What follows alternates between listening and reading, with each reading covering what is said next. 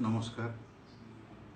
मो आचरण जदि कहा भावना को आघात देछि तेबे मु विनम्रतार सहित क्षमा प्रार्थना करुछि। किंतु एभली पागलामी एभली भयंकर मूर्खामी मु करी नाही। जदि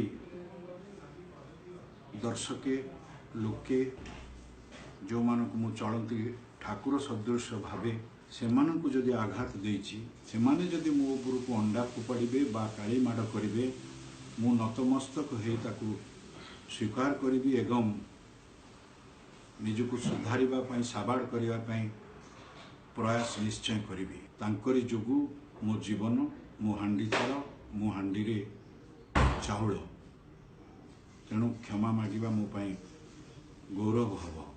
किंतु से अंडा कौन